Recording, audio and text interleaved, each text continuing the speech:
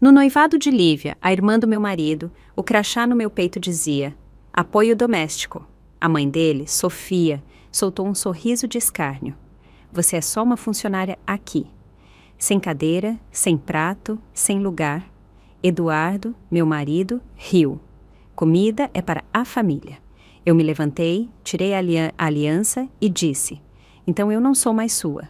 O sorriso dele desapareceu. Mas aquilo era apenas o começo. Eduardo não sabia que eu estava em casa quando ligou para a mãe do nosso quarto.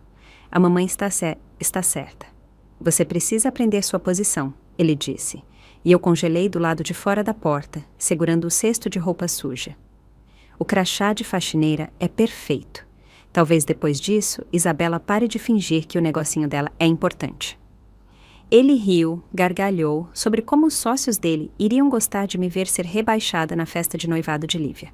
Larguei o cesto em silêncio, fui para meu escritório em casa e abri a pasta que chamei de seguro.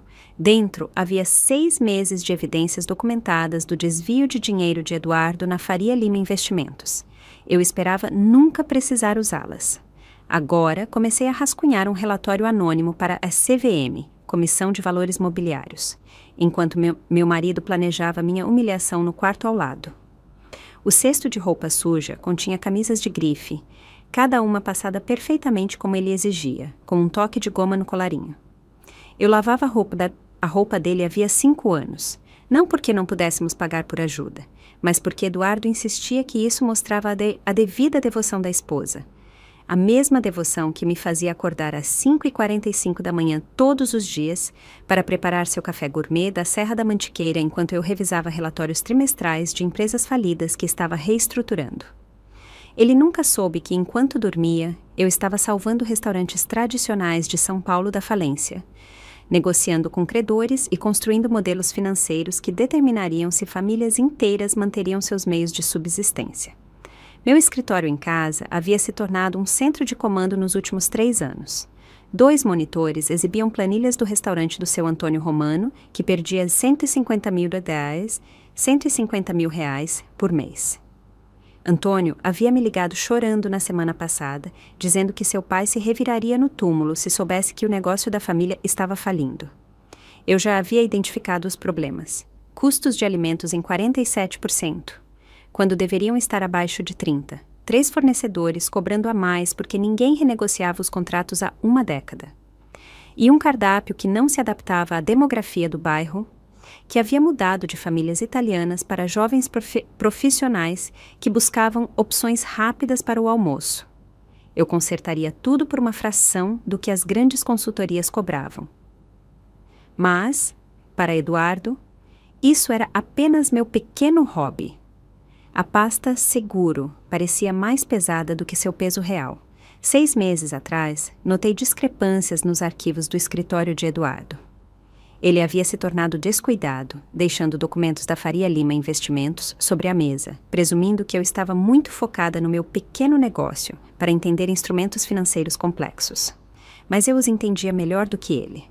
Linhas de despesas que não batiam. Custos de empresas do portfólio que eram, na verdade, despesas pessoais. Fundos de investidores desviados para contas rastreadas sob o controle de Eduardo. Desvio de fundos clássico, disfarçado de jargão de private equity. Eu fotografei tudo, criei backups criptografados e consultei discretamente Regina Vasconcelos, uma ex-procuradora federal que agora lidava com litígios corporativos. Isso é crime, ela havia dito, simplesmente. Quando você estiver pronta, isso acaba com a carreira dele. Eu esperava que esse dia nunca chegasse. Casamento significava proteger um ao outro, até mesmo de seus próprios crimes. Mas, aparentemente, casamento com Eduardo significava planejar minha humilhação pública enquanto eu passava suas camisas. Do quarto, a voz dele chegou clara. A festa de noivado será perfeita. Lívia está se casando com muito dinheiro com Felipe, e está na hora de Isabela entender a diferença entre sucesso real e brincar de empresária. A risada estridente de Sofia tilintou pelo viva-voz. Eles discutiram os detalhes, como o crachá estaria esperando na recepção, como não haveria cadeira na nossa mesa, como eles garantiriam que todos notassem que eu não estava sendo servida. Ela salvou a empresa do seu pai, Sofia admitiu. Mas isso não a torna família. Ajuda é ajuda, não importa quão bem vestida. 18 meses atrás, essa ajuda havia trabalhado 16 horas por dia para salvar a indústria Serra Forte da falência. Ricardo Fontes, pai de Eduardo, havia construído a empresa por mais de 30 anos, mas a crise havia exposto todas as fraquezas em suas operações. Consultores tradicionais queriam 2 milhões de reais, apenas para avaliar a situação. Eu reestruturei tudo por 650 mil reais, redirecionando a produção para componentes de respiradores quando o mercado exigiu, renegociando contratos sindicais sem deflagrar greves e identificando ineficiências que custavam à empresa R$ 1 milhão de reais por mês. Salvei 200 empregos. Operários com hipotecas e filhos na faculdade mantiveram seus salários porque eu entendia a logística de manufatura melhor do que consultores que nunca tinham pisado no chão de uma fábrica. Sofia a havia visitado uma vez durante a reestruturação, franzindo o nariz na copa onde eu almoçava com os supervisores de linha. Essa gente, ela disse, sem se incomodar em baixar a voz. Isso é tão abaixo do nome Fontes. No entanto, o nome Fontes só sobreviveu porque eu impedi a falência. Os jantares de quinta-feira na mansão de Sofia nos Jardins se tornaram uma aula de resistência. Toda semana, pontualmente às 7 da noite, eu chegava com uma sobremesa caseira. Geralmente a torta de limão favorita dela, que levava 3 horas para aperfeiçoar. Ela dava uma mordida, declarava aceitável e, em seguida, passava a refeição dissecando minhas falhas. Isabela está ocupada com seu pequeno projeto de consultoria, ela dizia às amigas. ênfase em pequeno e projeto, como se eu fosse uma criança com uma barraca de limonada. Enquanto isso, a Nexus Advisory, minha empresa, acabara de ultrapassar os 7 dígitos em receita anual. Eu construí minha empresa a partir da mesa de jantar, com R$5 mil, R$5.000 de economia e um desespero com gosto metálico. 50 ligações frias para restaurantes falidos, 49 rejeições, um sim da pizzaria do Jeppe. Ele só concordou porque ofereci a primeira consultoria de graça. A filha dele revirou os olhos quando entrei. Uma jovem, mulher, nada parecida com os consultores de terno cinza que eles esperavam. Mas os números não mentem. Reduzi os custos deles em 35% sem sacrificar a qualidade, modernizei o sistema de pedidos e ensinei marketing de mídia social que trouxe clientes com menos de 40 anos pela primeira vez em anos. Jeppe contou a todos. Seu primo que tinha uma churrascaria, a padaria libanesa do outro lado da rua, o gastropub que estava há 3 semanas de fechar. Em 6 meses, eu tinha 8 clientes. Em 1 ano, contratei Ricardo Mendes, da consultoria Ícaro, porque não conseguia lidar com o volume sozinha. Agora, eu tinha 17 projetos de reestruturação ativos e uma lista de espera de empresas dispostas a pagar taxas premium pela ressurreição. Mas, para Eduardo, sucesso significava a Faria Lima Investimentos, significava reuniões de sócios em torres de vidro, significava o dinheiro de outras pessoas gerando retornos por meio de engenharia financeira que não criava nada real. Meu sucesso, salvar empresas de verdade, preservar empregos de verdade, era apenas meu pequeno projeto que me mantinha ocupada enquanto ele lidava com negócios de verdade. Salvei o rascunho da denúncia da CVM e abri um novo documento. Este seria diferente. Uma linha do tempo de cada crime financeiro, cada documento falsificado, cada investidor lesado. Regina Vasconcelos o protocolaria na segunda-feira de manhã, se necessário. A festa de noivado era no sábado. Até lá, Eduardo aprenderia que algumas posições não podiam ser ensinadas através da humilhação. Algumas posições eram conquistadas através de competência, integridade e a capacidade de destruir alguém usando seus próprios crimes contra eles. A ligação dele terminou com promessas à mãe sobre como o sábado seria divertido. Fechei meu notebook e voltei para a roupa, dobrando suas camisas com a mesma precisão que aplicava na auditoria forense. Cada vinco perfeito, cada colarinho exatamente como ele exigia. A esposa devota mantendo sua posição perfeita enquanto planejava a destruição completa do homem, que achava que poderia diminuí-la na frente da elite financeira de São Paulo. O crachá de apoio doméstico seria a obra-prima de crueldade dele, mas o protocolo da CVM seria a minha. 2 semanas depois, em uma tarde cinzenta de terça-feira que ameaçava chuva, Lívia apareceu no nosso duplex sem avisar. Ela estava na nossa porta com o rímel escorrendo pelo rosto, o cabelo loiro, geralmente perfeito, preso em um coque bagunçado, vestindo calças de moletom e um moletom da FGV que a fazia parecer a estudante universitária que era antes de Felipe Medeiros arrastá-la para o mundo dele de startups, de tecnologia e promessas de venture capital. Acho que estou cometendo um erro terrível, ela disse, e eu a puxei para dentro antes que qualquer vizinho pudesse ver uma Fontes chorando em público. Deus me livre que a notícia chegasse a Sofia de que sua filha mais nova havia demonstrado fraqueza onde as pessoas pudessem testemunhar. Sentamos na minha cozinha enquanto eu preparava chá de verdade, com folhas soltas em um bule e não os saquinhos que Eduardo insistia que eram bons. O anel de noivado de Lívia capturava a luz. 3 quilates cercados por diamantes menores, o tipo de anel que anunciava riqueza antes mesmo de quem o usava falar. Ela o girava no dedo, como se estivesse queimando. Felipe quer se casar no próximo mês, ela disse, a voz pequena. Ele diz que não adianta esperar, que devemos fazer isso antes que a empresa dele abra o capital. Ele fica bravo quando sugiro esperar até a primavera. Mantive meu rosto neutro enquanto minha mente corria.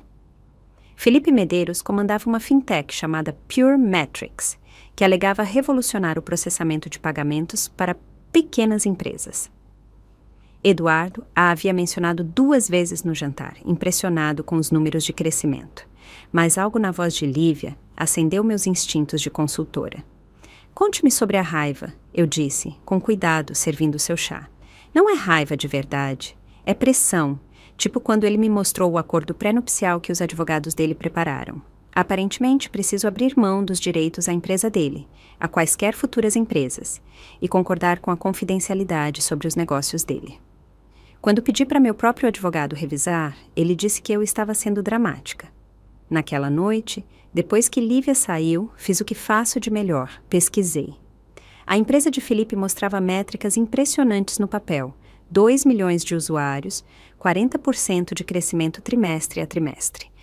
Parcerias com 3 grandes bancos, mas eu sabia ler nas entrelinhas.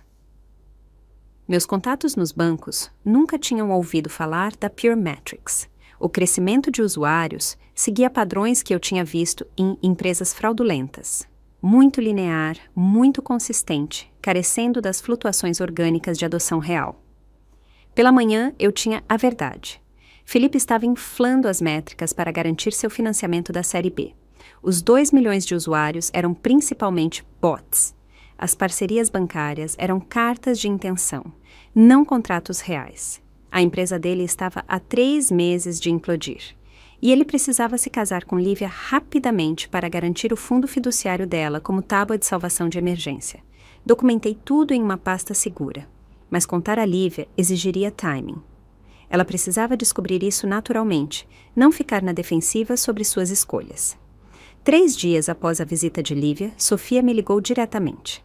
Ela nunca ligava para Eduardo sobre dinheiro, só para mim. Isabela, querida, ela começou, o que significava que ela queria algo caro. Houve um pequeno contratempo com os impostos da herança do Ricardo.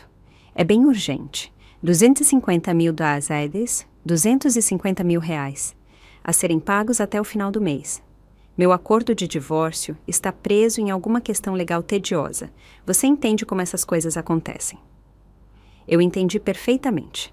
A mulher que acabara de postar fotos no Instagram das férias em St. Bart's, que havia comprado um Range Rover novo no mês passado, que usava relógios Cartier diferentes em cada jantar de quinta-feira, precisava de 250 mil reais para impostos imaginários. Claro, eu disse suavemente. Envie-me a documentação fiscal e eu lido com o pagamento diretamente para a Receita Federal. Silêncio. Então, é mais fácil se você apenas transferir para minha conta. Eu cuido da papelada. Eu concordei, transferi o dinheiro e imediatamente contratei um auditor forense através da minha empresa. O que ele encontrou foi notável. Durante seu divórcio do irmão de Ricardo, Guilherme, Sofia Vaughan havia escondido 11.500 mil dólares, 11.500.000 reais, em contas nas Ilhas Cayman. Ela alegou pobreza no tribunal, saindo com pagamentos maciços de pensão alimentícia, enquanto estava sentada sobre uma fortuna que deveria ter sido dividida. Os 250 mil reais que acabei de enviar provavelmente estavam financiando sua próxima farra de compras enquanto ela se fazia de vítima de atrasos burocráticos. Enquanto isso, Eduardo havia se tornado um fantasma em nosso casamento. 3 meses atrás, ele perdeu nosso jantar de aniversário, alegando uma emergência com uma empresa do portfólio. Sentei-me sozinha em um restaurante de luxo na Vila Olímpia, observando a vela queimar enquanto o garçom tentava não parecer com pena. No meu aniversário, no mês passado, ele esqueceu completamente até que sua assistente o lembrou às 4 da tarde. Então, ele enviou flores de supermercado com um cartão genérico. Mas as reuniões de sexta-feira eram o que realmente contavam a história. Todas as sextas-feiras, por 3 meses, Eduardo tinha reuniões de sócios de emergência no Hotel Palácio. Ele deixava o celular no carro, alegando que os sócios exigiam foco total. Ele voltava cheirando a perfume que não era o meu. Chanel número 5, caro e clichê. Seu colarinho tinha vestígios de maquiagem que ele tentava limpar. Seus extratos de cartão de crédito, que eu administrava porque ele não se incomodava com tarefas administrativas, mostravam cobranças de serviço de quarto para 2, champanhe e café da manhã. Eu sabia o nome dela. Patrícia Dantas, associada sênior da Faria Lima Investimentos, MBA pela FGV, noiva de outra pessoa, mas aparentemente flexível sobre exclusividade. Eu tinha fotos da filmagem de segurança do hotel que meu investigador conseguiu. Eram condenatórias e claras, mas eu as arquivei com a evidência de desvio de fundos, construindo meu arsenal enquanto fingia ser a esposa alheia, focada em seu pequeno negócio.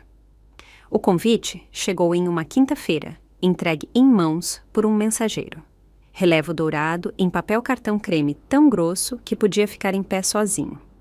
A honra da sua presença é solicitada na celebração de noivado de Lívia Fontes e Felipe Medeiros, endereçado ao Sr. Eduardo Fontes, apenas a ele. Onde está o meu? Perguntei no jantar, segurando o convite. Eduardo mal olhou para cima de seu celular, onde provavelmente estava mandando mensagem para Patrícia sobre a próxima reunião de sexta-feira. A mamãe provavelmente esqueceu de incluir seu nome. Você sabe como ela é com detalhes. Sofia Fontes nunca tinha esquecido um detalhe na vida. Ela se lembrava da contagem de fios de seus lençóis, da safra dos vinhos servidos em jantares de 3 anos atrás e de exatamente quanto custava a joia de cada pessoa em cada evento. Isso não era esquecimento. Isso era deliberado. Devo confirmar a presença de nós dois? Perguntei, testando-o. Obviamente você virá, ele disse, finalmente olhando para mim com irritação por eu ter interrompido qualquer flerte que ele estivesse conduzindo por mensagem.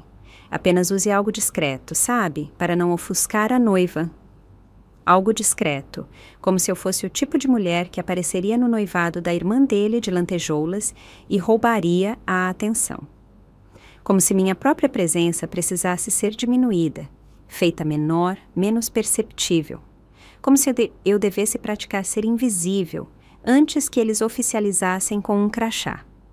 Naquela noite, fiquei em nosso closet olhando minhas roupas. Os vestidos que ele havia dito que me faziam parecer que eu pertencia. Os ternos que eu usava para reuniões com clientes.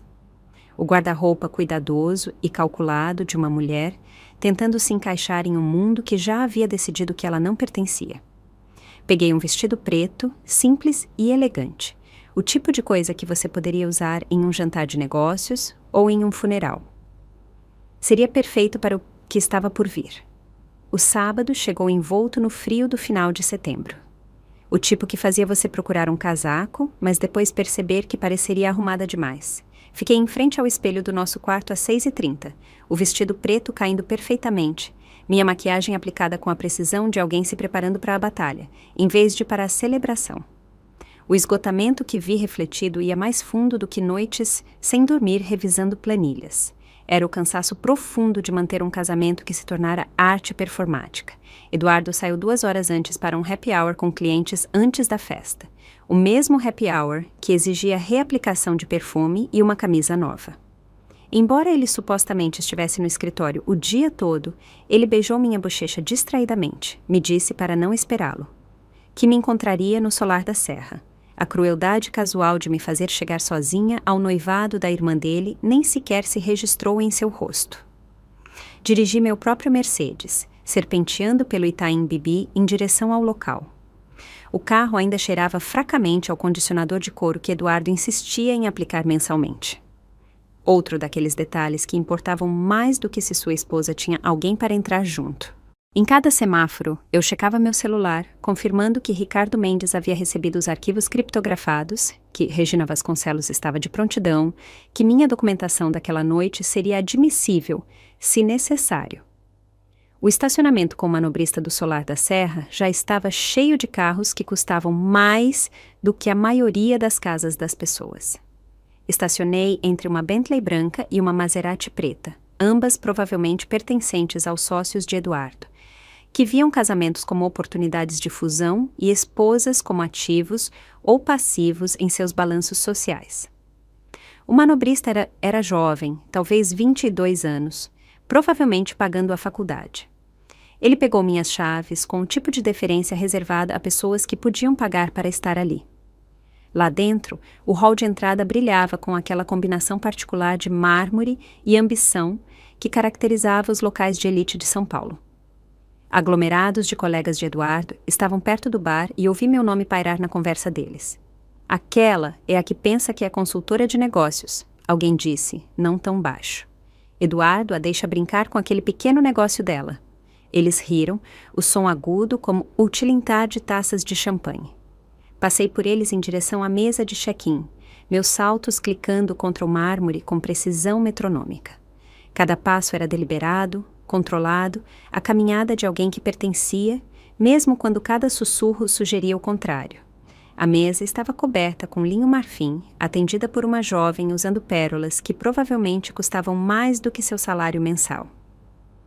Isabela Fontes, eu disse claramente.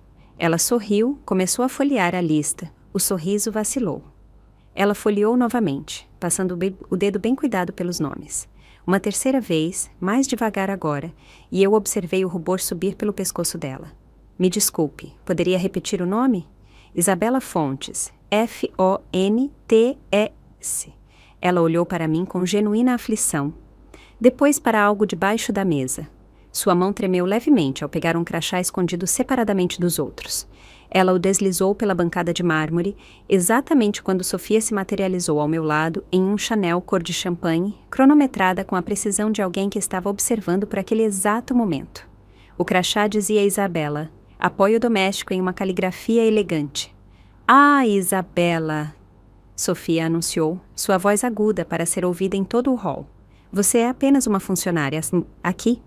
As palavras caíram como o veredito de um juiz. Conversas pararam no meio da frase. Banqueiros de investimento se viraram de seus uísques. Gestores de hedge funds pausaram seus networking. 300 membros da elite financeira de São Paulo de repente tiveram seu entretenimento noturno. Assistir a Sofia Fontes designar publicamente sua nora como ajuda contratada. A de trás, alguém sussurrou. A que salvou a indústria Serra Forte? Outra voz respondeu.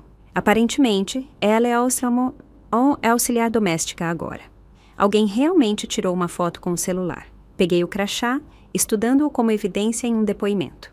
O papel cartão era caro, a impressão profissional. Isso não era um erro de última hora.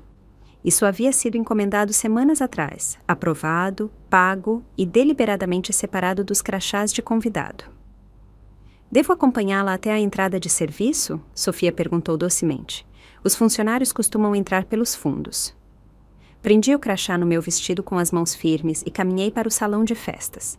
A mesa 3 estava posicionada perfeitamente para máxima visibilidade, perto o suficiente da mesa principal para dar importância, longe o suficiente da saída para evitar uma partida discreta. 7 cadeiras cercavam 8 lugares. A lacuna onde meu assento deveria estar gritava mais alto do que qualquer anúncio. O espaço vazio havia sido cuidadosamente mantido. Ninguém havia mudado as cadeiras acidentalmente para preenchê-lo. Aquilo era humilhação arquitetônica. Fiquei ao lado do vazio, onde meu lugar deveria estar, observando as amigas de Sofia notarem a cadeira que faltava, verem meu crachá e entenderem o entretenimento da noite. A esposa do prefeito realmente ofegou. O marido de um juiz federal pegou o celular para mandar mensagem para alguém, provavelmente compartilhando a fofoca deliciosa da degradação pública de Isabela Fontes. Eduardo chegou 40 minutos depois e sim, eu ainda estava de pé. Ele entrou com a confiança de alguém que havia tomado exatamente 3 doses de uísque. O suficiente para coragem, mas não o suficiente para enrolar a língua. Seu colarinho tinha vestígios de batom que ele não se incomodou em verificar. O tom de Patrícia, aquele rosa coral que ela usava em todos os eventos da empresa. O cheiro do Chanel número 5 dela pairava ao redor dele como evidência. Ele me viu de pé, viu a cadeira que faltava, viu o sorriso satisfeito da mãe, viu seus sócios da Faria Lima Investimentos observando de 2 mesas de distância, e ele riu. Não uma risada nervosa, não uma risada desconfortável, uma risada genuína e divertida, como se alguém tivesse contado uma piada particularmente inteligente. Relaxa, Isabela, ele disse, pegando o vinho já servido em seu lugar. Comida é para a família. Comida é para a família. 5 anos de casamento, 3 anos construindo uma empresa que salvou negócios. 18 meses atrás, resgatando todo o legado industrial de seu pai, e eu não era família o suficiente para uma cadeira, para um prato, para a dignidade básica na frente de pessoas cujo respeito ele ansiava desesperadamente. Senti aquele momento cristalino de clareza que surge quando um casamento morre. Não a morte lenta de deixar de amar, mas a morte instantânea de perceber que você nunca foi amada. Eu era um acessório que se tornou inconveniente. Uma coadjuvante que havia esquecido que não deveria ter seus próprios enredos. Peguei minha aliança, o diamante de 2 quilates que Eduardo escolheu para impressionar seus sócios, em vez de me agradar. O metal estava quente na minha pele, familiar após 5 anos sem tirá-lo. Eu a retirei com lentidão deliberada, deixando as luzes do teto capturarem cada faceta do diamante. O movimento chamou a atenção. Conversas nas mesas próximas pararam. Alguém realmente largou o garfo no meio da mordida. Eu coloquei a aliança na toalha de mesa branca com uma precisão que fez o clique suave ecoar. O som se propagou mais longe do que deveria, silenciando mesas em ondulações crescentes, como pedras caídas em água parada. Então eu não sou mais sua, eu disse, minha voz clara e alta. A risada de Eduardo morreu. Seu rosto passou por uma série de expressões. Confusão, constrangimento, depois a percepção de que eu estava falando sério, que sua esposa acabara de tirar a aliança na frente de todo o ecossistema financeiro de São Paulo, que a mulher que ele designou como a auxiliar doméstica acabara de pedir demissão do seu posto. Virei e caminhei em direção à saída, meus saltos marcando cada passo contra o mármore. Atrás de mim, o caos irrompeu. Cadeiras raspando, vozes subindo, o grito agudo de Sofia. Eduardo, faça alguma coisa! Mas eu não olhei para trás. 300 membros da elite de São Paulo se lembrariam daquela noite, contariam a história em outras festas, se perguntariam que tipo de homem ria enquanto sua esposa ficava sem cadeira. Eles pensaram que haviam testemunhado o clímax. Eles estavam errados. Este era apenas o ato de abertura. O estacionamento do Solar da Serra estava estranhamente silencioso após o caos que deixei para trás. Minhas mãos estavam firmes no volante do Mercedes, mais firmes do que estiveram em meses de fingir que estava tudo bem. Peguei meu celular e liguei para Ricardo Mendes. 3 toques. Ele atendeu, mesmo sendo quase 9 da noite de um sábado. Execute o projeto Revelação, eu disse sem preâmbulo. Houve uma pausa. Apenas um bater de coração. Então, a voz dele veio clara e profissional. Confirmando a execução do projeto Revelação. Protocolos de congelamento de ativos iniciando agora. Preservação de documentos completa. Protocolo CVM preparado para submissão. 6 meses atrás, sentei no escritório de Ricardo com uma caixa de evidências. cópias dos relatórios adulterados de Eduardo, fundos desviados, dinheiro de investidores rastreado para contas pessoais. Ricardo revisou tudo com a minúcia de alguém que passou 10 anos na consultoria Ícaro antes de se juntar à minha empresa. Isso é fraude de nível prisional, ele havia dito em voz baixa. Construímos o projeto Revelação naquele dia, um plano de resposta completo para quando, e não se, a traição de Eduardo se tornasse insuportável. As contas serão congeladas dentro de 1 hora, Ricardo continuou. Nosso auditor forense tem tudo documentado. Regina Vasconcelos foi notificada. Dirigi para casa pelas ruas tranquilas do Itaim Bibi, passando por casas onde famílias normais estavam tendo noites de sábado normais. Nenhuma humilhação pública, nenhum crachá de apoio doméstico, nenhuma cadeira faltando nas mesas de família. O dúplex estava escuro quando cheguei. Claro, Eduardo não tinha voltado para casa. Ele provavelmente ainda estava no solar da serra tentando explicar aos sócios por que sua esposa acabara de encenar uma separação pública em um evento social. Eu me servi exatamente uma taça de vinho e abri meu notebook no escritório em casa. O portal de denúncias da CVM carregou lentamente, como se estivesse me dando tempo para reconsiderar. Eu não precisava de tempo. Cada arquivo que carreguei foi meticulosamente etiquetado. Fundo 3 Faria Lima Investimentos. Alocação indevida, documentação de despesas pessoais, relatórios falsificados de empresas do portfólio. 27 arquivos no total, cada um prego no caixão profissional que Eduardo havia construído para si mesmo. Meu celular vibrou. Eduardo, deixei tocar até cair na caixa postal, depois de novo e de novo. Na 5ª chamada, fiquei curiosa o suficiente para verificar o identificador de chamadas. Números diferentes, o telefone do escritório, o celular dele, a sala de conferências dos sócios. À meia-noite, eu tinha 17 chamadas perdidas. Finalmente, ouvi o correio de voz que ele deixou após a 12ª tentativa. Isabela, isso é ridículo. Seja lá o que você está tentando provar, você provou. Me ligue de volta. A voz dele estava controlada, como a de um advogado. O tom que ele usava com clientes difíceis. A mensagem da 13ª chamada foi diferente. Precisamos discutir isso racionalmente. Você está emocional. Vamos conversar sobre o que está incomodando você. Na 16ª mensagem, o desespero havia surgido. Os sócios estão fazendo perguntas. Você entende o que está fazendo? Você está destruindo tudo o que construímos. Tudo o que construímos. Como se ele tivesse contribuído com algo para a minha empresa, além de condescendência. Como se seu desvio de fundos e seus casos extraconjugais estivessem construindo, em vez de destruindo. Às 5h30 da manhã de domingo, minha campainha tocou. Regina Vasconcelos estava na minha porta em um terno impecável.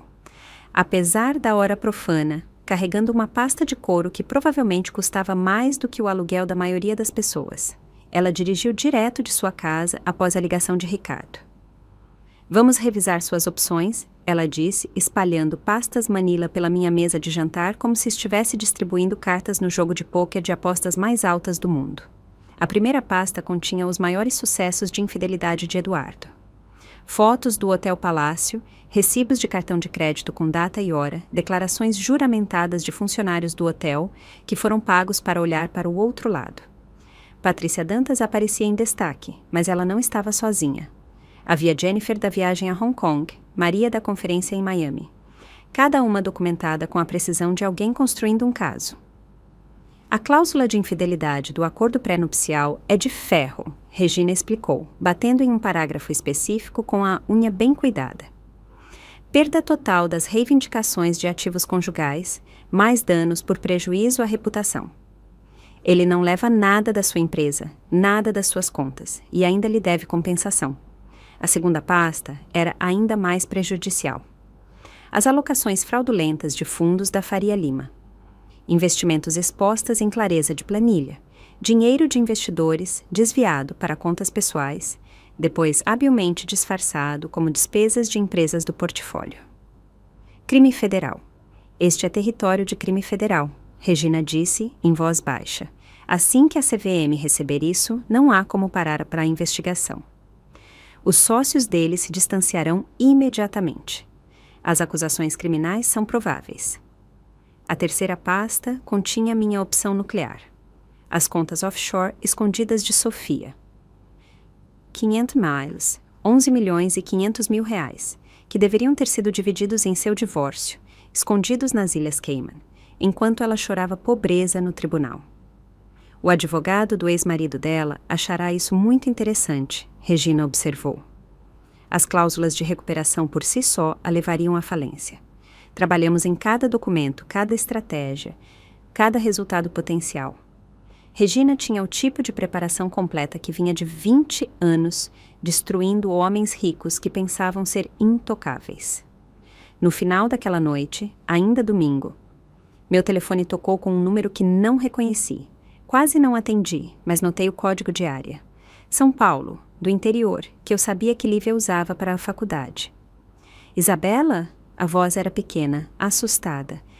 É a Lívia. Estou no seu hall. Posso subir? Ela estava na minha porta 5 minutos depois, parecendo destruída. Calças de pijama por baixo de um moletom da FGV, sem maquiagem, vestígios de rímel ainda visíveis do choro. Em suas mãos, ela segurava páginas impressas com realces e notas manuscritas nas margens. Pesquisei a empresa do Felipe, ela disse, a voz mal audível. Depois do que você disse sobre verificar as coisas, os números não batem. Fiz chá enquanto ela espalhava sua pesquisa pela bancada da minha cozinha. Ela havia feito um bom trabalho, melhor do que eu esperava de alguém sem informação financeira. Gráficos de crescimento de usuários que mostravam padrões impossíveis, anúncios de parceria que levavam a sites mortos, perfis de LinkedIn de funcionários que não existiam. É tudo falso, não é? Ela perguntou, olhando para mim com olhos que já sabiam a resposta. Sentamos no chão da minha cozinha, encostadas nos armários, compartilhando chá e a verdade. Expliquei como descobri a fraude, porque esperei para lhe contar como Felipe estava usando o noivado deles para acessar o fundo fiduciário dela antes que a empresa dele desmoronasse. Você estava me protegendo, ela disse lentamente, enquanto a mamãe te chamava de faxineira. Enquanto Eduardo estava... Ela se interrompeu, novas lágrimas começando. Você foi a única que sempre foi gentil comigo, eu disse honestamente. Quando me casei com Eduardo, você me acolheu. Você nunca me fez sentir que eu não pertencia. Você foi a única que realmente agiu como família. Ela sussurrou. Conversamos até quase meia-noite, planejando como ela confrontaria Felipe, como se protegeria legalmente e financeiramente. Entreguei-lhe o cartão de Regina Vasconcelos, prometendo cobrir os honorários advocatícios eu mesma.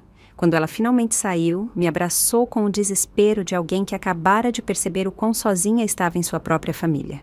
Fiquei no meu duplex vazio depois, cercada pelas evidências de traição sistemática e crueldade calculada.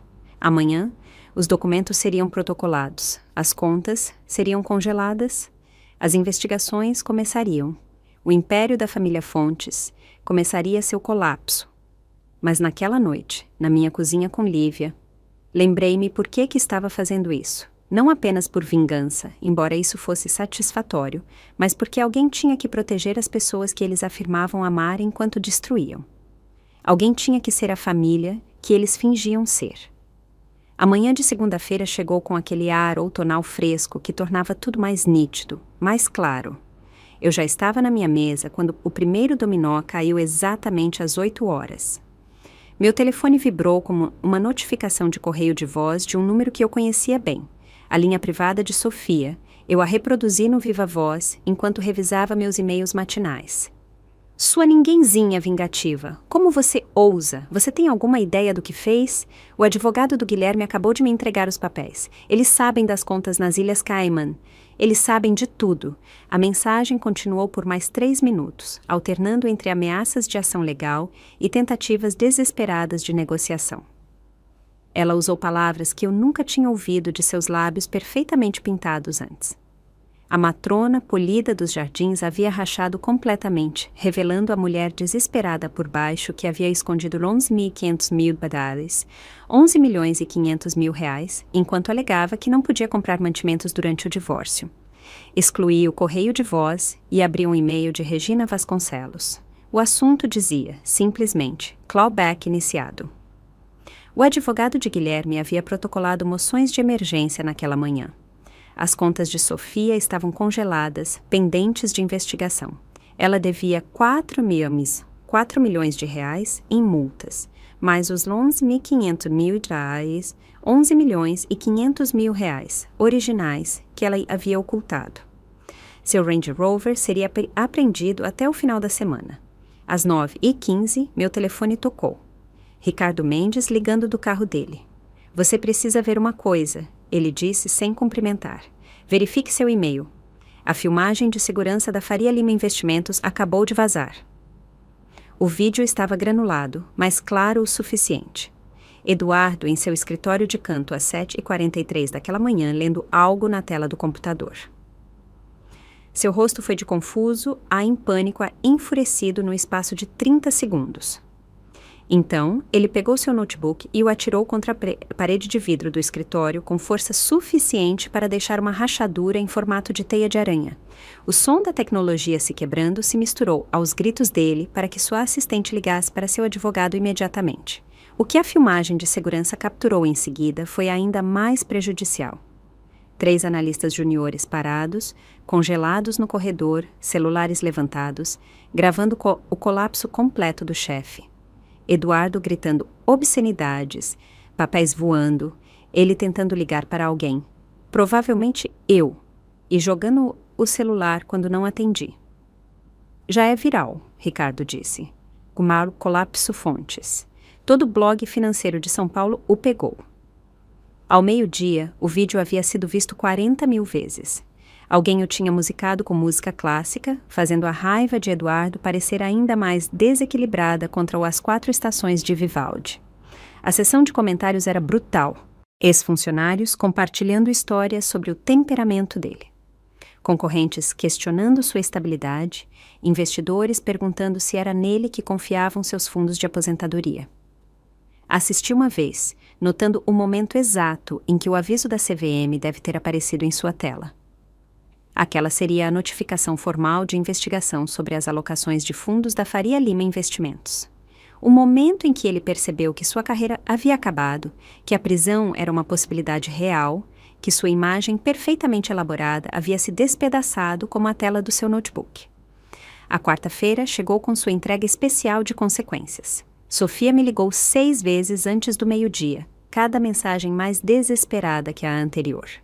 Não atendi, mas Lívia me encaminhou o texto que a mãe havia enviado para o grupo de chat da família. O Clube Harmonia cometeu um erro terrível, alguma confusão sobre finanças. Isso será resolvido imediatamente.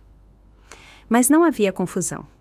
O clube havia suspendido a associação dela, pendente de resolução de seus problemas legais. O mesmo estabelecimento onde ela havia sido a anfitriã por 20 anos, onde serviu em comitês e organizou galas, a havia exilado educada, mas firmemente. Sua parceira de tênis de quarta-feira, uma das socialites mais conhecidas, supostamente passou por ela no hall de entrada sem reconhecimento. A mesma mulher que havia sido madrinha de casamento de Sofia, agora fingia que nunca a tinha conhecido. Lívia me ligou naquela tarde. A voz dela era uma mistura de choque e algo próximo da satisfação. A mamãe apareceu para o jogo de tênis e eles tinham o conteúdo do armário dela encaixotado no hall, ela disse. A segurança a escoltou para fora. Todos viram. A dona Shin realmente tirou uma foto. A poderosa Sofia Fontes, reduzida a carregar uma caixa de papelão de roupas de tênis e roupas esportivas de grife, por um hall cheio de pessoas que ela um dia considerou abaixo de sua atenção. As colunas sociais de São Paulo se deliciariam com isso por meses. A quinta-feira trouxe um visitante inesperado. Ricardo chegou ao meu escritório em casa com uma pasta e uma expressão que aprendi a reconhecer. Ele havia encontrado uma oportunidade no caos. O Solar da Serra está com problemas, ele disse, espalhando demonstrativos financeiros pela minha mesa. O local está perdendo dinheiro, má gestão, contratos ruins. Eles estão procurando um comprador antes de afundar. Estudei os números. O mesmo local onde fui rotulada de auxiliar doméstica estava-se agora implorando por resgate. A ironia era deliciosa o suficiente para saborear. Quanto? Perguntei. Eles estão pedindo 10 milhões. Mas eles aceitam 4 milhões de reais à vista. 40 centavos por real. Podemos fazer isso através da Shell Company. Torná-lo uma aquisição da Nexus Advisory. 4 milhões de reais para possuir o local da minha humilhação. Para controlar o espaço onde 300 pessoas testemunharam minha degradação. Para garantir que mais ninguém jamais suportasse o que eu havia experimentado ali. Elabore os documentos, eu disse sem hesitar. Ricardo sorriu, o tipo de expressão que me lembrava porque eu contratei da consultoria Ícaro. Ele entendia que a vingança era apenas negócio com outro nome. Eu já comecei. Podemos fechar até o final do mês. Transferência total de ativos, incluindo seus contratos de eventos existentes. O Gala de Caridade de Sofia está agendado lá para dezembro. O Gala de Caridade, a joia da coroa social de Sofia, o evento que ela passava o ano inteiro planejando, onde provava sua relevância social levantando dinheiro para causas que ela mal conseguia pronunciar corretamente. Ela já havia enviado os convites. Os depósitos estavam pagos e, em breve, eu seria a dona do local. Honraremos os contratos existentes, eu disse com cuidado, com algumas modificações nas políticas. Ricardo levantou uma sobrancelha. Modificações, novas regras, sem crachás degradantes, sem cadeiras faltando, sem distinções de classe no serviço. Todos que entrarem serão tratados com igual dignidade, e o Gala de Sofia continuará conforme planejado. Ela só terá que seguir as novas políticas. E talvez exibiremos a propriedade do local em destaque, sabe? Por transparência. Naquela tarde, assinei os papéis iniciais pensando no crachá que ainda estava na gaveta da minha mesa, aquele que dizia Isabela, apoio doméstico. Em breve, eu seria dona do prédio onde aquela humilhação ocorreu. Eu controlaria o espaço onde Eduardo riu da minha cadeira faltando. Eu decidiria quem era bem-vindo e quem não era. Os documentos de aquisição pareciam mais pesados do que seu peso real, carregados com a promessa de transformação. O Solar da Serra se tornaria algo diferente sob minha propriedade. Um lugar onde o respeito não era determinado por contas bancárias ou linhagens de sangue. Onde cada pessoa que entrasse seria tratada como igualmente valiosa. Onde ninguém jamais ficaria ao lado de uma cadeira vazia enquanto seu cônjuge ria. Enquanto Ricardo recolhia os papéis para protocolar com nossos advogados, meu celular vibrou com uma mensagem de texto de um número desconhecido. Abri para encontrar uma mensagem de Patrícia Dantas, a amante de Eduardo. Ele tem me ligado sem parar, implorando por ajuda. Achei que você deveria saber que vou testemunhar na CVM amanhã. Guardei registros de tudo. Os presentes, as viagens, tudo pago com fundos de investidores. Sinto muito. Eu deveria ter dito algo antes. Até sua amante estava abandonando o navio. Os dominós não estavam mais apenas caindo. Eles estavam acelerando. Cada colapso acionando o próximo com linda precisão. Olhei para o texto de Patrícia por mais um momento antes de deixar meu celular de lado. Amanhã, ela testemunharia na CVM e o último potencial salva-vidas de Eduardo seria cortado. A ironia de que sua amante mostraria mais integridade do que ele jamais teve não me passou despercebida. Puxei os e-mails das 3 empresas do portfólio, onde a Nexus Advisory mantinha contratos de consultoria através dos acordos da Faria Lima Investimentos. Cada uma dessas empresas devia sua sobrevivência ao meu trabalho de reestruturação. Embora Eduardo tivesse levado o crédito por conseguir consultores excepcionais em cada reunião de sócios.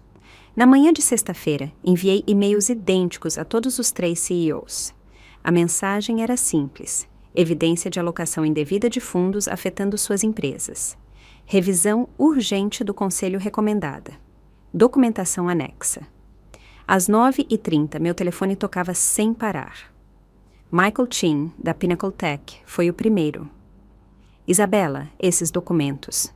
Isso é real? Eduardo tem cobrado despesas pessoais em nosso orçamento operacional? Cada recibo é autenticado, eu disse a ele.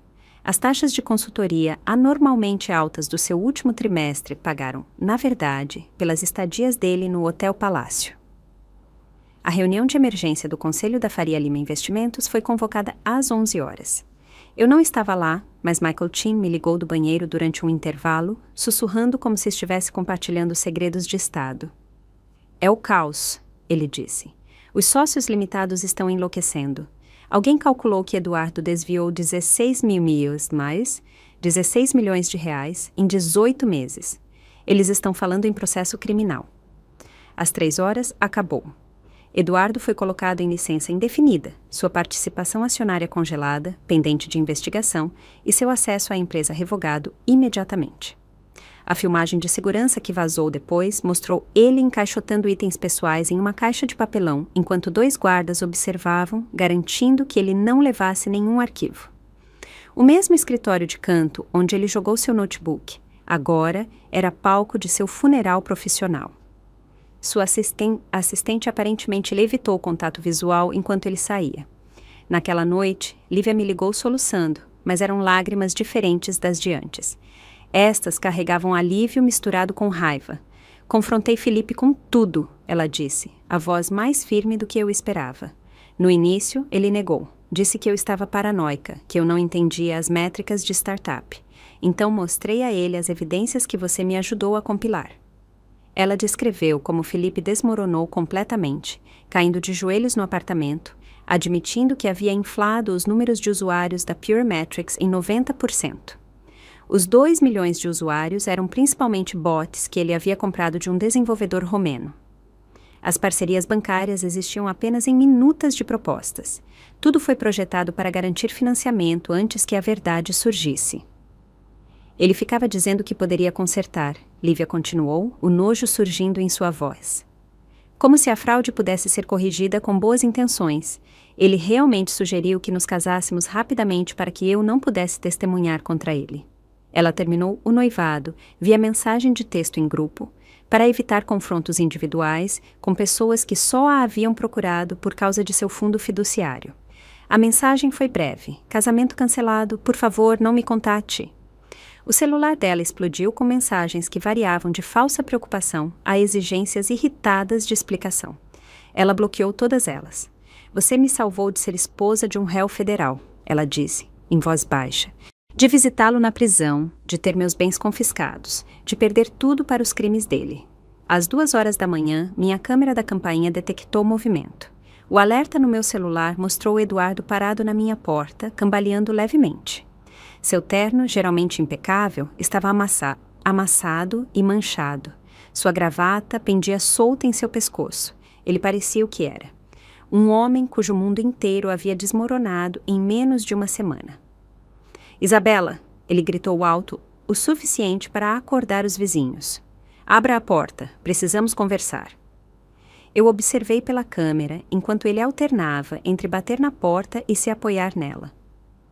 A gravação seria a prova perfeita para a ordem de restrição que Regina Vasconcelos protocolaria na abertura do tribunal. Eu sei que você está assistindo. Ele arrastou as palavras, olhando diretamente para a câmera. Você acha que venceu? Eu vou destruir o seu negocinho. Eu vou contar a todos o que você realmente é. O que eu realmente era. Uma mulher que salvou o negócio de sua família, apoiou sua carreira e construiu seu próprio sucesso apesar de sua constante diminuição. A ameaça poderia ter me assustado uma vez.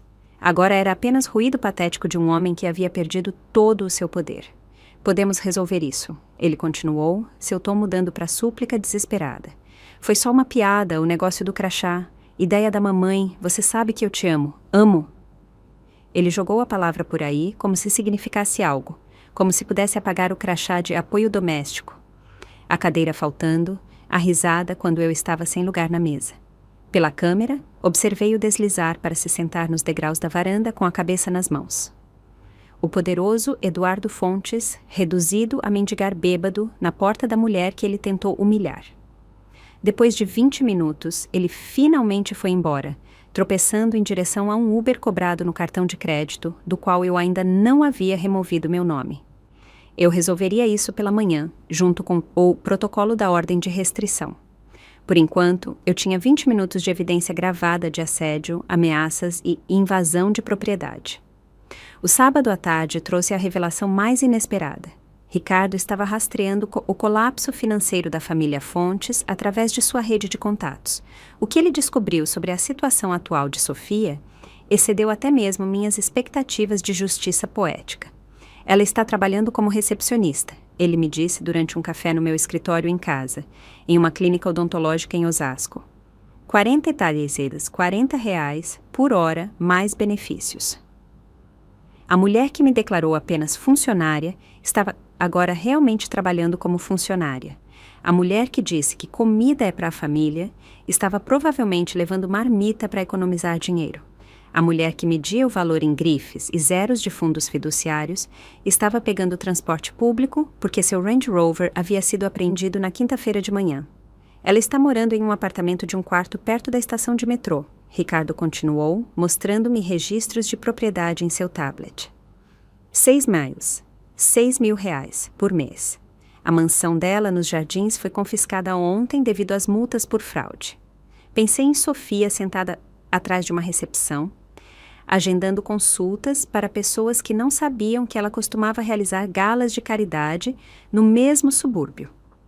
Atendendo telefones com a mesma voz que havia anunciado a 300 pessoas que eu era a auxiliar doméstica, preenchendo formulários de seguro para o tipo de famílias de classe média que ela um dia considerou abaixo de sua atenção. As outras recepcionistas aparentemente não têm ideia de quem ela costumava ser, Ricardo acrescentou. Ela se apresenta como Sara agora. Sara Silva. Disse a eles que é divorciada, começando de novo aos 62 anos, com nada além de um salário por hora e um pacote de benefícios que ela precisava desesperadamente para o plano de saúde. A mesma idade em que a maioria de seus ex-amigos estava planejando cruzeiros e reclamando de impostos de herança, com os quais ela nunca mais teria que se preocupar. Naquela noite, fiquei no meu dúplex olhando a evidência física da destruição da semana. Os pertences de Eduardo ainda desorganizavam metade do closet. Ternos que provavelmente seriam vendidos para pagar despesas legais. Relógios que seriam apreendidos como ativos comprados fraudulentamente. As abotoaduras que eu lhe dei no nosso aniversário, que ele nunca usou porque não eram caras o suficiente para impressionar seus sócios. Na minha mesa estava o contrato do Solar da Serra, aguardando as assinaturas finais. O crachá de apoio doméstico estava ao lado, um lembrete do momento em que eles revelaram sua verdadeira natureza. Ao tentar me diminuir, eles me libertaram para me tornar quem eu realmente era.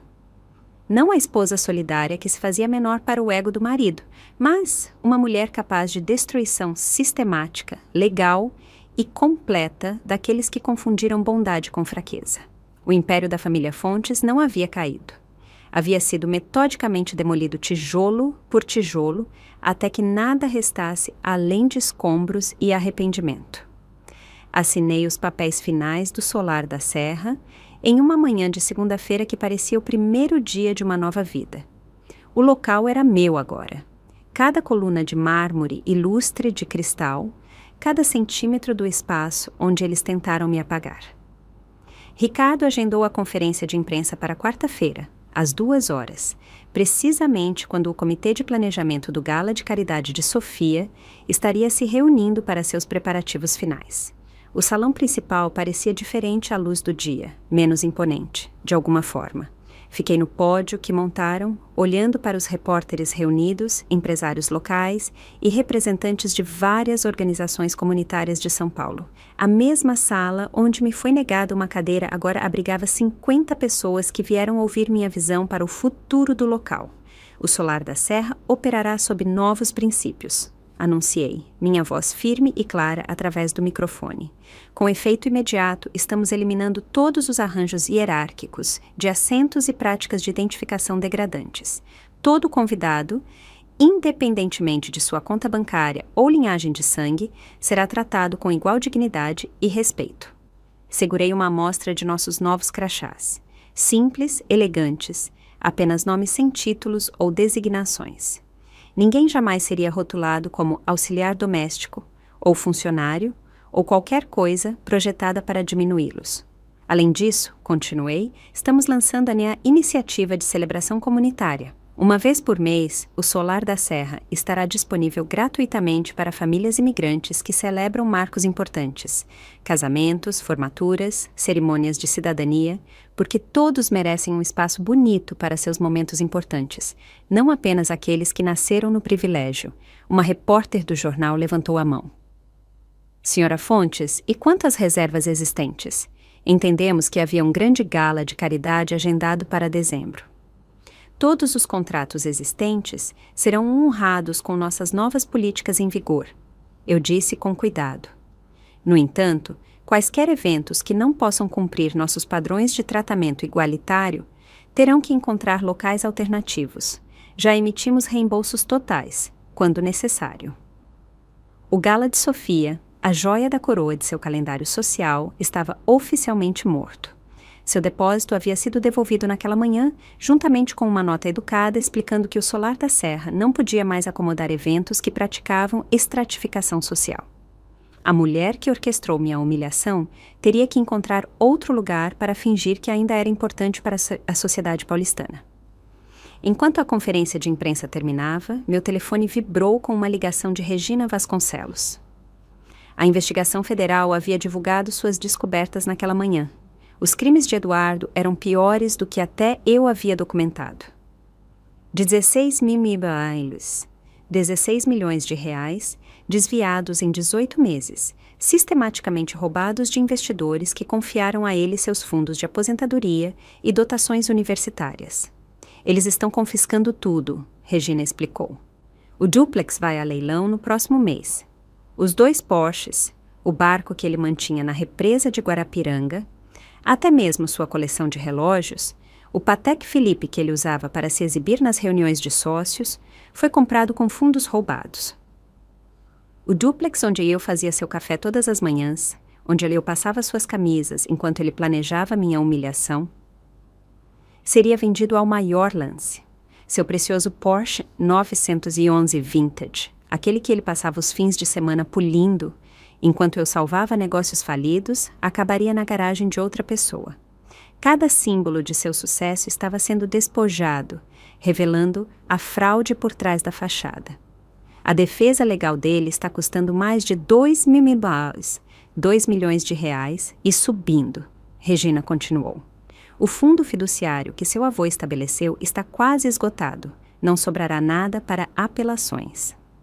Naquela tarde, um e-mail inesperado chegou de Helena Medeiros, sócia sênior da Faria Lima Investimentos. Ela queria se encontrar em particular, longe do escritório, em uma cafeteria tranquila na Vila Madalena. Quase recusei, mas a curiosidade venceu. Helena parecia mais velha do que na festa de noivado. Linhas de estresse evidentes, apesar de sua maquiagem cuidadosa. Ela se levantou quando cheguei, um gesto de respeito que ela não teria oferecido 2 semanas atrás. Eu lhe devo um pedido de desculpas, ela disse sem preâmbulo. Eu suspeitei que Eduardo estava alocando fundos indevidamente 6 meses atrás. Pequenas discrepâncias, nada que eu pudesse provar. Eu deveria ter investigado mais a fundo. Ela deslizou uma pasta pela mesa. Dentro, havia informações de contato de 12 CEOs em sua rede, todos administrando empresas que precisavam de experiência em reestruturação. Esses executivos valorizam a integridade acima das conexões, ela disse. Eles precisam de alguém que possa salvar seus negócios sem destruir a vida de seus funcionários. Eu já fiz as apresentações. Eles estão esperando suas ligações. 3 dessas ligações resultaram em contratos imediatos no valor de mais de 7 dígitos cada. Em uma semana, a Nexus Advisory tinha mais trabalho do que podíamos suportar, exigindo que eu contratasse 6 novos consultores para gerenciar o excesso. Não éramos mais meu pequeno negócio, mas a principal empresa de reestruturação de São Paulo, procurada por empresas que queriam soluções honestas, em vez de truques de engenharia financeira. Na sexta-feira seguinte, participei da conferência Mulheres nos Negócios, no Hilton da Avenida Paulista. Eu não estava programada para falar, apenas planejando fazer networking e possivelmente recrutar novos talentos para a nossa equipe em expansão. Então, o moderador anunciou um orador surpresa para a sessão sobre integridade profissional.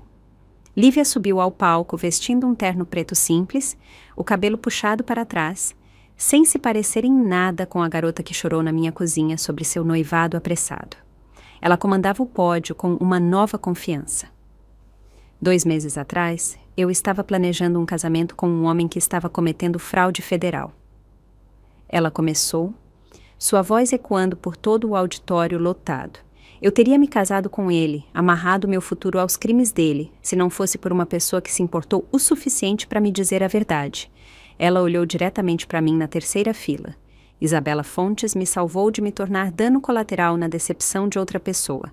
Enquanto minha própria família orquestrava a humilhação pública contra ela, ela me protegia silenciosamente de um erro catastrófico.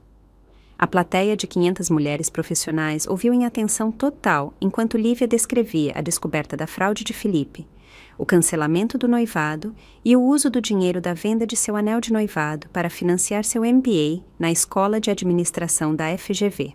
Família de verdade, ela disse, sua voz crescendo mais forte, protege você do mal. Família de verdade diz verdades difíceis.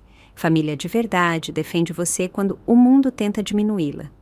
Isabela me ensinou que família não é sobre sangue ou certidões de casamento. É sobre escolher proteger as pessoas, mesmo quando elas estão conectadas àqueles que o machucaram. O aplauso foi estrondoso. Mulheres em todo o auditório se levantaram, reconhecendo algo universal na história de ser subestimada, dispensada e, finalmente, triunfante. Eu não procurei esse reconhecimento, não queria a vindicação pública.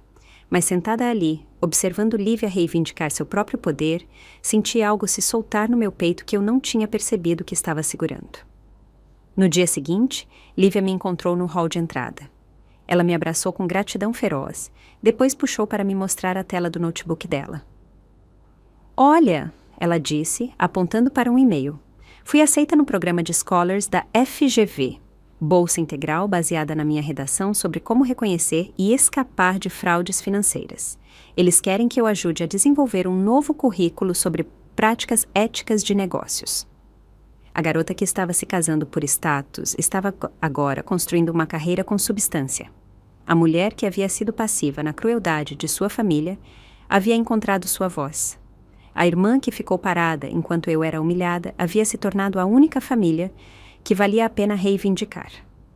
Naquela noite, eu estava no salão principal do Solar da Serra, agora vazio, exceto pela equipe de manutenção que preparava o evento de amanhã, uma cerimônia de cidadania para 30 famílias imigrantes que celebrariam no espaço onde me disseram que eu não era família o suficiente para uma cadeira.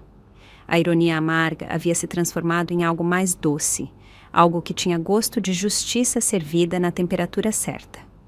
A equipe de manutenção havia terminado seus preparativos, deixando o Solar da Serra impecável para a cerimônia de cidadania de amanhã.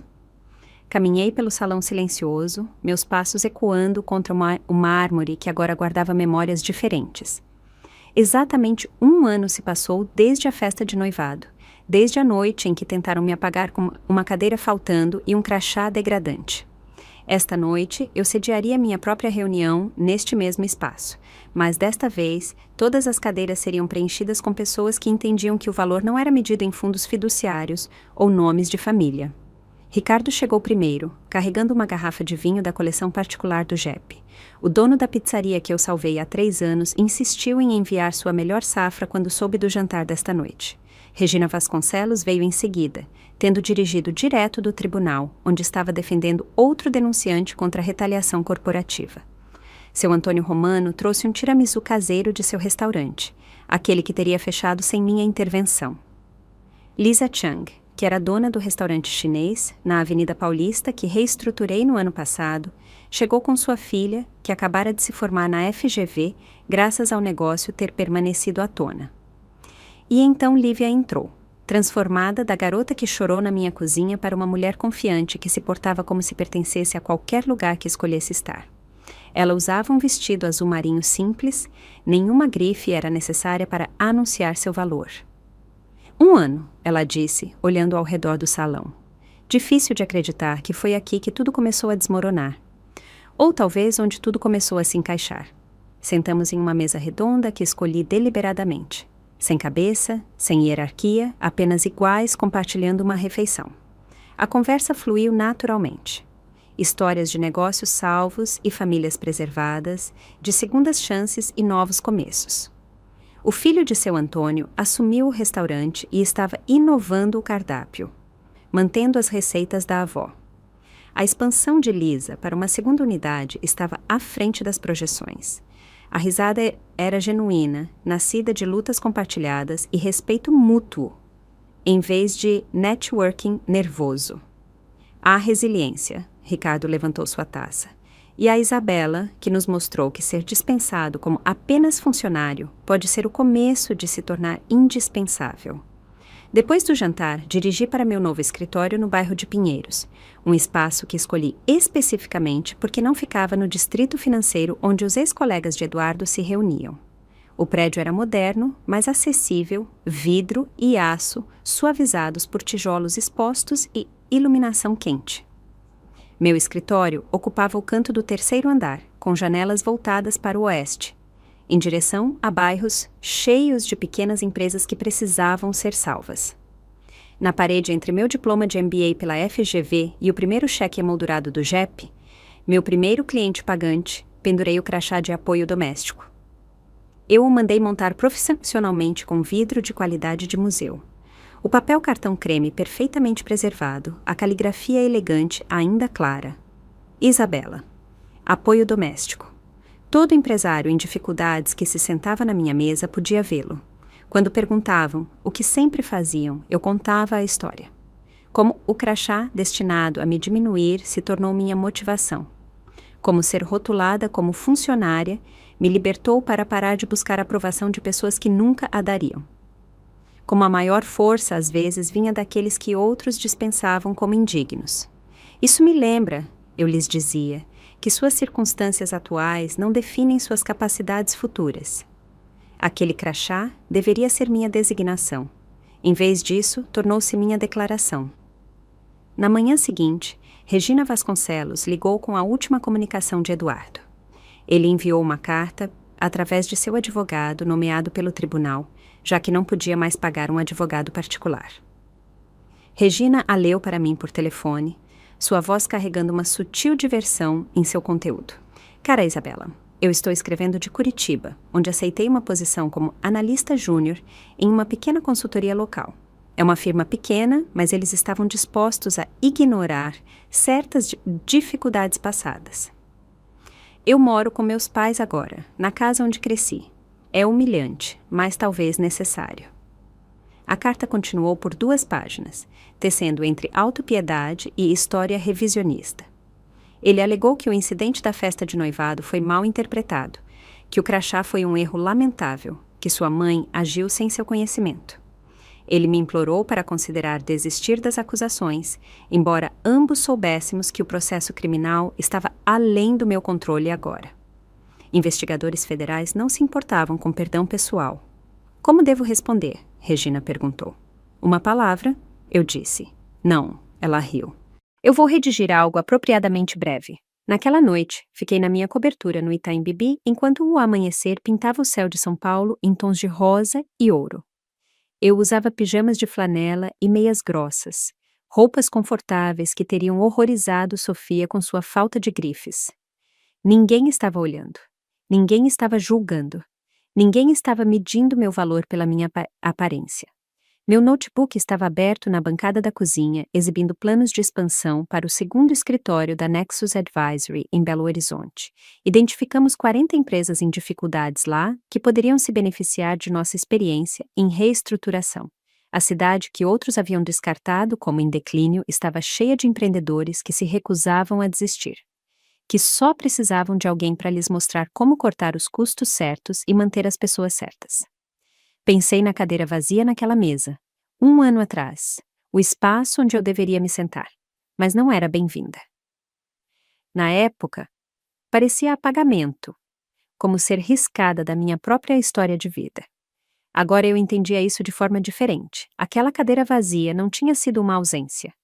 Tinha sido uma abertura. Um espaço para me afastar de uma mesa onde eu nunca fui verdadeiramente bem-vinda, para construir minha própria mesa onde todos tinham um assento. Meu celular vibrou com uma mensagem de texto de Lívia. Ela anexou uma foto de sua aula de ética empresarial, onde estava ensinando um estudo de caso sobre como reconhecer fraudes em relacionamentos pessoais. Usando nossa história para ajudar os outros, ela escreveu: "Espero que esteja tudo bem." Eu sorri, respondendo: "Nossa história pertence a você também. Ensine-os bem." Lá fora, São Paulo estava acordando. Em algum lugar em Osasco, Sofia, ou Sara, como ela se chamava agora, estava provavelmente se preparando para mais um dia atendendo telefones e agendando consultas. Em algum lugar em Curitiba, Eduardo estava morando em seu quarto de infância, tentando reconstruir a partir do nada. E aqui no Itaim Bibi, eu estava planejando a próxima fase de um negócio construído sobre o princípio de que todos mereciam uma chance de redenção, exceto aqueles que se recusavam a reconhecer que precisavam dela. O crachá de apoio doméstico deveria ter me colocado no meu lugar. Funcionou, só que não da maneira que eles pretendiam. Meu lugar não era na mesa deles, implorando por aceitação que nunca viria. Meu lugar era aqui, construindo algo significativo, cercada por pessoas que viam meu valor sem precisar de um crachá para confirmá-lo. O crachá me rotulou como funcionária. No final, eu equipei uma vida inteiramente nova, uma onde o respeito não era negociável e a dignidade não era determinada por linhagens de sangue ou contas bancárias. Se esta história de vingança calculada o deixou sem palavras, clique no botão curtir agora mesmo. Minha parte favorita foi quando Isabela colocou a aliança naquela mesa vazia, transformando a humilhação pública deles em sua declaração de independência. Qual foi o seu momento favorito de justiça? Deixe nos comentários abaixo. Não se esqueça de se inscrever e tocar no sino de notificação para acompanhar mais histórias emocionantes de traição, resiliência e triunfo final.